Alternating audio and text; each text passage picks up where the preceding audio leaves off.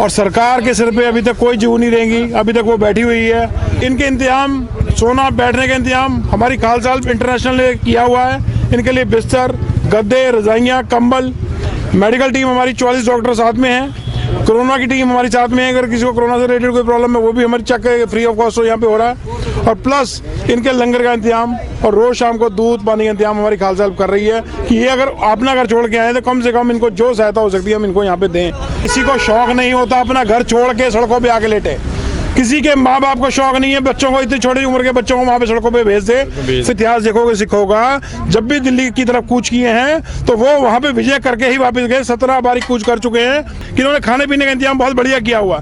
हम जब दूसरी कम्युनिटी के लिए कर सकते हैं, कोरोना काल में हमने, मेरे ख्याल ही कोई कम्युनिटी होगी जो आगे आई होगी जितना सिख समाज आया और इनकी सेवा की है। जब हम कोरोना से नहीं डरे तो हमें इस टाइम पे क्या डरना। इनके पास रिफाइनरी, गैस, सब कुछ इनके पास है। आज जो भी आप देखो रिलायंस या अडानी के पास है, कम से कम उसका बहिष्कार करो। फील करता हूँ आज किसान सड़कों पे हैं, आज उनका जो मुद्दा है उसके लिए सड़कों पे हैं। कल को आपको भी सड़कों पे किसी न किसी रूप में आना पड़ेगा। मेरा नाम Gurpreet Singh Rummy, founder of Khalsa help international, president Gurdwara Indirapuram. आप यहाँ पर सेवा जो कर रहे हैं किसान भाइयों का, आपका क्या विचार विमर्श है इसके ऊपर, और आज इस आंदोलन जो चल रहा है इसके ऊपर आप क्या बताना चाहते हैं और सरकार को क्या कहना चाहते हैं? आज इस आंदोलन को चलते हुए 21 दिन हो गए हैं। जैसा आप देख रहे हो कि दिल्ली में टेम्परेचर गिरता जा रहा है, ठंड बढ़ती जा रही है। किसान भाई अपना घर बार छोड़ के आए हुए हैं सिर्फ अपनी एक मांग लेके कि जो बिल मांगे इन्होंने, इनके ऊपर 3 जो बिल दे दिए हैं जो इनको ज़रूरत ही नहीं थी, जिन चीज़ों की जो इनके मुंह पे थोप दिए हैं, उनको वापस लेने के लिए। और सरकार के सिर पे अभी तक कोई जू नहीं रहेंगी। अभी तक वो बैठी हुई है।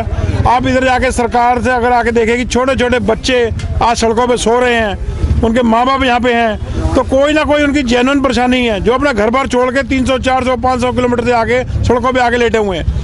कोई इंसान, कोई खुश नहीं होता कि अपने घर को छोड़ के कहीं और जाके सोए इस टाइम इतनी ठंड में। और उनकी कोई ना कोई परेशानी है जो सरकार समझ नहीं पा रही या ये समझा नहीं पा रहे या सरकार समझना ही नहीं चाह रही। इस करके आज 21 दिन हो गए हैं सड़क पे पड़े हुए हैं। इनके इंतजाम, सोना बैठने का इंतजाम हमारी खालसा इंटरनेशनल ने किया हुआ है। इनके लिए बिस्तर, गद्दे, रजाइयाँ, कंबल, मेडिकल टीम हमारी 44 डॉक्टर साथ में हैं। कोरोना की टीम हमारी साथ में है। अगर किसी को कोरोना से रिलेटेड कोई प्रॉब्लम है वो भी हमारी चेक फ्री ऑफ कॉस्ट यहाँ पे हो रहा है। और प्लस इनके लंगर का इंतजाम और रोज शाम को दूध पानी का इंतजाम हमारी खालसा हेल्प कर रही है कि ये अगर अपना घर छोड़ के आए तो कम से कम इनको जो सहायता हो सकती है हम इनको यहाँ पे दें। क्योंकि सरकार अभी तक गूंगी है, सरकार कुछ नहीं सुन रही, इनके बारे में कोई ध्यान नहीं दे रही। आप सरकार को क्या कहना चाहते हैं? मैं सरकार से कहना चाहूँगा, किसी को शौक नहीं होता अपना घर छोड़ के सड़कों पे आके लेटे। किसी के माँ बाप को शौक नहीं है बच्चों को, इतनी छोटी उम्र के बच्चों को वहाँ पे सड़कों पे भेज दे। सरकार अपनी नींद से उठे, इनके बारे में सोचे। इनको जो बिल दिए गए हैं जो इनको नहीं पसंद आ रहे, क्यों उनको दे रहे हो? वापस लीजिए। ये प्रजातंत्र है, क्यों जबरदस्ती थोप रहे हो? मुंह पे क्यों थोप रहे हो बिल को? उन बिलों से कोई नुकसान हो रहा होगा। आज ये अगर सड़क पे आके बैठे हैं, अगर आज नहीं बैठेंगे कल को इनकी पुश्ती आके सड़क पे आ जाएंगी। इनकी जमीनें जिस खेती बाड़ी करे सब भी बिक बका जाएंगी। सारे माफिया जो आपने ऊपर बिठा दिए हैं उनके हाथों में चले जाएंगी। तब ये क्या करेंगे? इस करके इनका आज बैठना बहुत जरूरी है कि ये अध्याय 3 बिल वापस होंगे तभी ये सिक्योर रहेंगे। वैसे ही खेती बाड़ी का हाल बुरा है, वैसे इनको अपनी MSP वैल्यू नहीं मिल पाती है। उसके बाद और 3 लागू कर दिए इनके ऊपर, तो इनकी तो खेती बाड़ी से जाएंगे, अपनी रोजी रोटी से जाएंगे। अपनी रोजी रोटी से बढ़ के कोई चीज़ नहीं होती। इस करके इनको सड़क पर बैठना पड़ रहा है और ये लड़ाई लड़नी पड़ रही है। पर सरकार बिल्कुल शांत बैठी है, अपने दिल्ली में AC रूमों में बैठी हुई है। यहाँ के एक बार इनका हाल देखोगे तो आंखों में आंसू आ जाएंगे। क्या ठंड का टेम्परेचर देखो, कहाँ बेचारे बच्चे और कहाँ पड़े हुए हैं। किसी को कंबल चाहिए, किसी को रजाइयाँ चाहिए, किसी को गद्दे चाहिए, किसी को दवाइयाँ चाहिए। कोई पूछने वाला नहीं, कोई सरकार या कोई भी गवर्नमेंट इनका ख्याल लेने वाली नहीं है। वो अपनी जिद पे अड़ी हुई है। बट सरकार, सरदारों का अभी तक आप इतिहास देखोगे सीखोगा, जब भी दिल्ली की तरफ कूच किए हैं तो वो वहाँ पे विजय करके ही वापस गए। 17 बारी कूच कर चुके हैं। आप पिछली हिस्ट्री चेक कर लीजिए। ये हमारी 18वीं बारी हमारी दिल्ली के ऊपर फतेह होगी अगर हम इस बिल को वापस करके इनके अपना झंडा यहाँ गाड़ के जाएंगे। अच्छा, इतने दिन आप लोग सरकार से मिल रहे थे, उसके ऊपर आप क्या कहना चाहते हो? और आगे आपको सरकार आपको बुलाएंगे या नहीं, या आप सरकार को यहाँ बुलाएंगे या आप सरकार के पास जाएंगे, कैसा ये समस्या का हल अगर सरकार निकालती है तो हमें उनके पास जाने में भी कोई प्रॉब्लम नहीं है, बट वो खाना पूर्ति कर रही हैं। कुछ हमारे नुमाइंदों को बुला लेती हैं, उनको मीटिंग में कुछ कह के वापस भेजती हैं, फिर दोबारा दूसरों को बुला लेती है। कम से कम अगर बात करनी है सामने आके तो बैठो। हमें भी वहाँ जाने की कोई प्रॉब्लम नहीं, दिल्ली के रास्ते बंद किए हुए हैं, हम सरकार से बात ही तो करने आए हैं, पर हमारे लिए खड्डे खोदे गए हैं। क्या चीज़ क्या नहीं किया, वाटर कैनन हर चीज़ का इस्तेमाल किया गया। तो इस करके सरकार चाहती नहीं कि हम दिल्ली पहुँचे। तो सरकार दिल्ली को हमें नहीं घुसने दे रही, तो सरकार यहाँ पे क्या आएगी? जहाँ भी कहेंगे सरकार के सामने बैठने को तैयार है, पर सरकार की इसका कोई हल निकाले। ये जेन्युइन प्रॉब्लम किसानों की है, कोई शौक से नहीं आया यहाँ पे, कोई यहाँ पिकनिक नहीं मना रहा। अभी पता चला कि मीडिया वाले कह रहे हैं वहाँ पिकनियाँ चल रही हैं, खाने पीने का सामान चल रहा है। ये तो सिख कौम की हमारी खासियत है, हम तो दूसरी कौम को रजाते हैं, तो हम अपने आप अपना गुजारा नहीं करेंगे, अपना इंतजाम नहीं करेंगे। तो इस करके हमारे यहाँ लंगर की खाने पीने कभी कोई कमी नहीं हुई, जिसको आजकल मीडिया बहुत बलकरा रही है कि वहाँ पे ऐश चल रही है, खाना पीना चल रहा है, ये चल रहा है। ये तो हमारे स्वभाव में, हमारी जीन में ही ऐसा है, खाना पीना हमारा खुला होता है।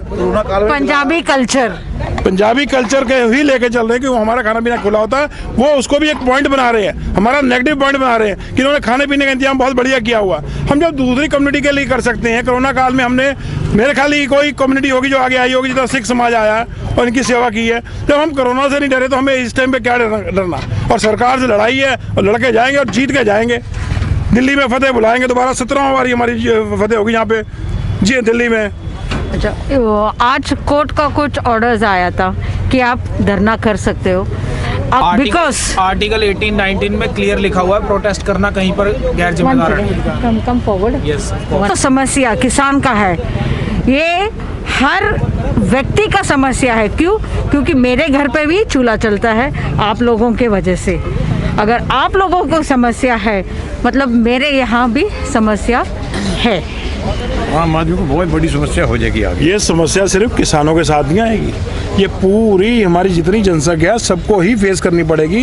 किसान तो एक 10-20% की तो समस्या तो किसानों की, बाकी 80% जो समस्या हमारे आगे आने वाली हैं। अगर ये अनाज को अपने अंडर में लेंगे, अनाज महंगा होगा, लोगों को महंगा राशन मिलेगा। उसके अलावा कम से कम मैं सबसे अपील करता हूँ कि जो ये आज कैप्चर करने जो लगे हैं किसानों की रोजी रोटी को, और बाकी जो चीज़ें कैप्चर कर चुके हैं, जिसमें ये इनके पास रिफाइनरी, गैस, सब कुछ इनके पास है।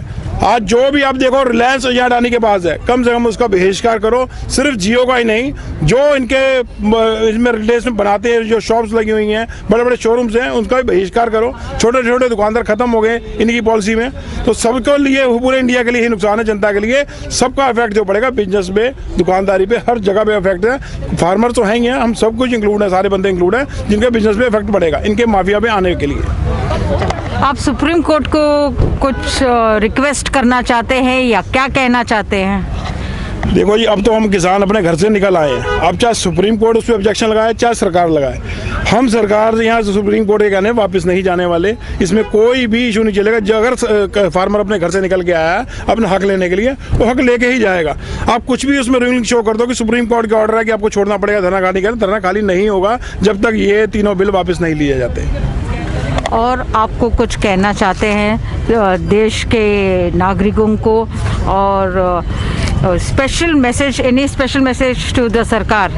बिकॉज ये जो मैं आपको इंटरव्यू ले रही हूँ इस समय, ये सारा वैसे के वैसे ही पब्लिश होगा। ठीक। सबसे पहले मैं अपने जितने भी हमारे देशवासी हैं उनको अपील करता हूँ, आज किसान सड़कों पे हैं, आज उनका जो मुद्दा है उसके लिए सड़कों पे है। कल को आपको भी सड़कों पे किसी न किसी रूप में आना पड़ेगा। हर आदमी पे गरीब मार होगी। तो कम से कम हम किसान भाइयों का, जो पूरे देश का पेट पालते हैं, इनका रोटी का इंतजाम करते हैं, कम से कम उनके साथ लगना तो हमारा ज़मीर बनता है। हमें ज़मीर गवाही देता है कि इनके साथ लगे, क्योंकि ये बेचारे मिट्टी में मिट्टी होके हमारे लिए खेती करते हैं। उसके बाद पता चलता है भी उस खेती को लेके जाते हैं मंडियों में, या वहाँ ही पहले ही उनका मूल्य नहीं मिल रहा। अब उनके ऊपर और बड़े बड़े माफिया बैठा दिए हैं, तो कल को उनसे क्या ये वाइट करेंगे कुछ? आज मंडियों में ही जाके देखो, एमएसपी मूल्य का जो मूल्य है वो उनको नहीं मिल पा रहा, पर फिर भी अपनी जीविका चला रहे हैं जैसे तैसे। अब इनके ऊपर 3 चीज़ें और लाद दी गई हैं जो बिल्कुल ही इनका पता चले कि आगे फ्यूचर ही बिल्कुल डेप्थ में जा रहा है। तो कम से कम सबसे देशवासियों से अपील है, इनके साथ लगो। आज लड़ाई इनकी नहीं, पूरे देश की है। आज ये 10, 20, 25% का मत मान के चलो कि किसानों की लड़ाई सारे देश की लड़ाई, सारे मिलकर लड़ो कल को इसके सरकार के खिलाफ। और कम से कम हम रिलायंस का और अडानी का जितने भी इनके प्रोडक्ट्स हैं उनको बहिष्कार करो। जियो के साथ साथ बाकी भी बहुत प्रोडक्ट्स हैं जिन पे इन्होंने अपना जाल बिछा के कब्जा कर लिया है, उनका भी बहिष्कार किया जाए और फिर ही हमें सफल मिलेगी। अगर किसी के एक पॉइंट को हम कहते रहे कि हमें फार्मिंग से प्रॉब्लम है, बट दूसरे पॉइंट्स को अगर हम इसको इग्नोर करेंगे, जो बाकी ये सेल कर रहे हैं, रिलायंस अपना तेल सेल कर रहा है जो 2 महीने से पेट्रोल पंप बंद है पंजाब में, बाकी स्टेटों में भी उनसे तेल लेना बंद कीजिए, उनसे गैस लेना बंद कीजिए अडानी से, तो इनको पता चलेगा कि हाँ भाई हमारे दूसरे प्रोडक्ट जो फेल हो रहे हैं तो कम से कम इनको कहीं ना कहीं रिलैक्सेशन दी जाए। अगर वो प्रेशर बनाएंगे सरकार पे तभी इनका कोई हल निकलेगा किसानों का, नहीं तो ये हल निकालने को तैयार नहीं है सरकार।